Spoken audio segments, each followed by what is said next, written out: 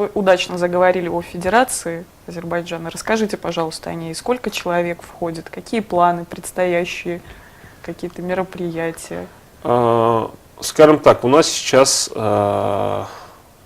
период ренессанса Федерации происходит. Ну, То это есть здорово. У нас, Федерация существует с 1953 года. Ну, в составе Советского Союза, как я Да, понимаю. конечно. То есть все началось во времена Советского Союза. Были частичные выходы геологов до войны, но основное движение началось все-таки после. Успешно существовала федерация до развала Советского Союза. После этого все федерации альпинизма в СНГ начали испытывать катастрофические проблемы. Суть в том, что в советское время поддержка шла альпинизма со стороны профсоюзов очень серьезно. И профсоюзы оплачивали большую часть расходов. Вам надо было просто купить путевку в альплагерь за определенную стоимость урезанную. Потому что большую часть оплачивал профсоюз. Вы приезжали, вам выдавали снаряжение, ботинки, палатку, вам надо было просто ходить. Это были исключительные условия. Все это прекратилось разом. Разом прекратилось, и мы оказались все в такой ситуации, что должны были искать спонсоров, деньги, договариваться с государством, какие-то интересные проекты. Россия очень хорошо справляется.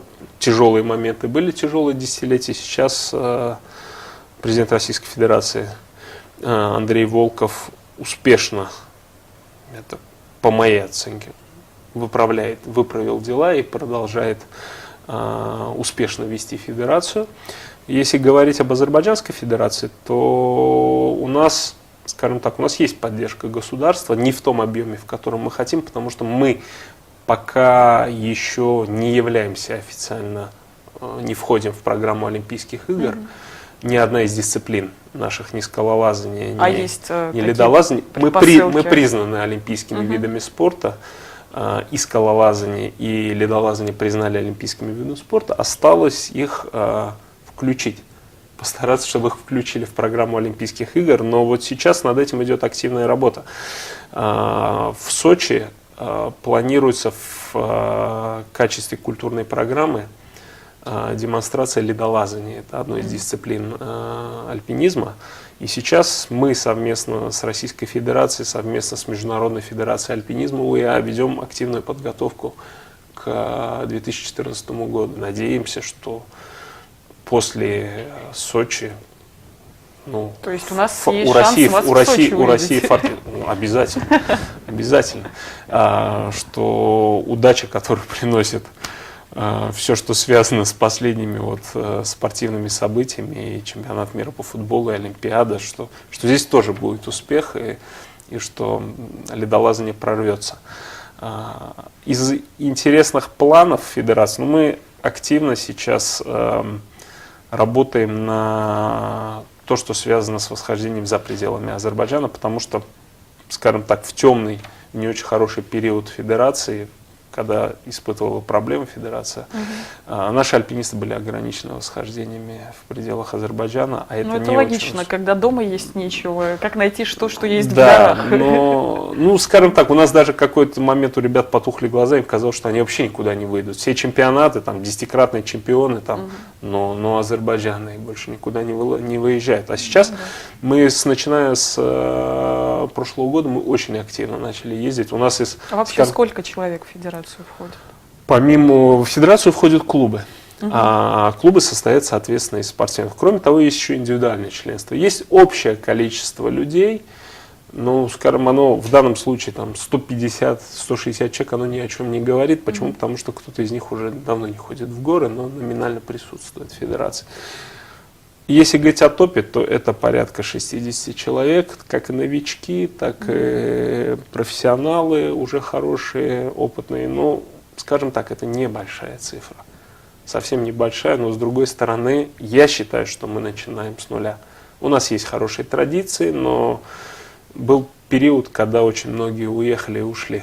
Мы все ждем, когда же вы поделитесь славой и появятся еще азербайджанцы, которые взошли все-таки на Эверест. Вы знаете, это безобразие на самом деле. Я всегда говорю, что этим надо не гордиться, этого надо стесняться, потому что, ну, как так, один это... Я не собираюсь это приватизировать и становиться единственным. Вот мой коллега по федерации, Исмаил Аскеров, в этом году предпринял попытку восхождения на Эверест, но, к сожалению, из-за неправильного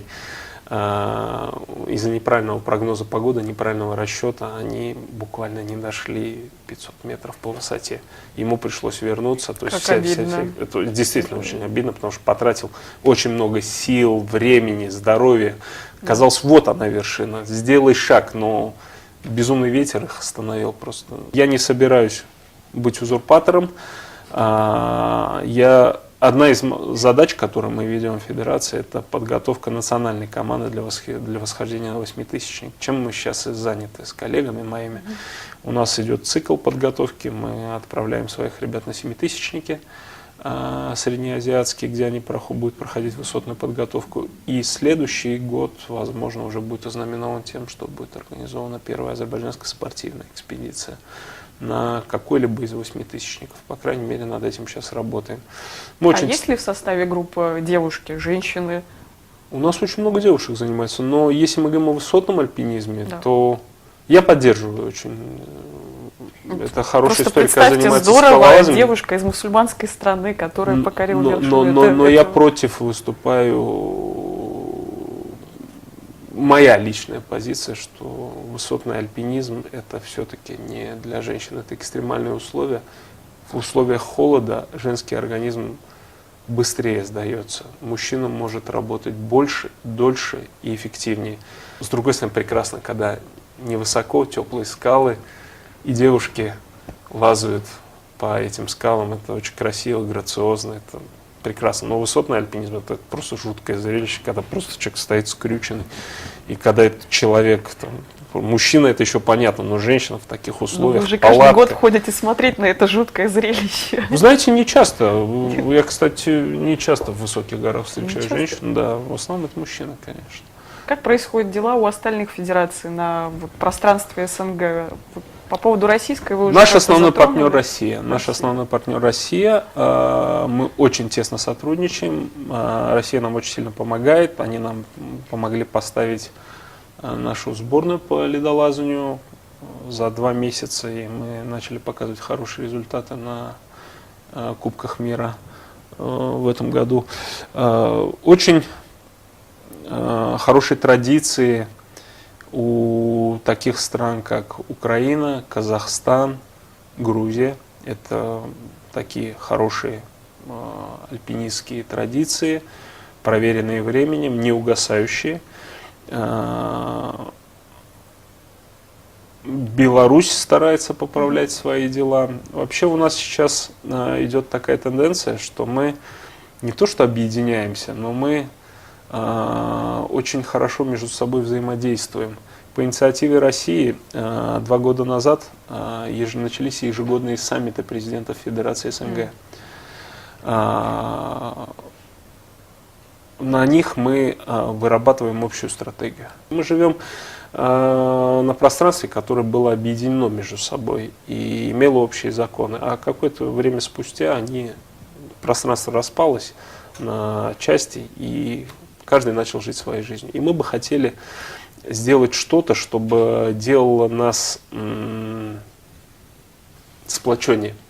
В этом году в Баку прошла встреча министров спорта СНГ, на котором было принято историческое решение утвердить чемпионат СНГ по альпинизму. В этом году, 15 июля, в Таджикистане на массиве Замин-Карор, Игнопская стена, пройдет этот чемпионат. Это очень важно. И мы надеемся, что это будет первым шагом к тому, чтобы провести чемпионат мира. Мы планируем, что будет рано или поздно проведен именно чемпионат мира по альпинизму. Потому что сейчас проводятся чемпионаты мира в дисциплинах альпинизма, в скалолазании и в ледолазании, в которые раньше тоже никто не верил, потому что соревнования придумали в Советском Союзе. Соревнования по этим дисциплинам. Потом это приобрело популярность за рубежом. Но здесь мы думаем, что вот сможем выступить законодателями также.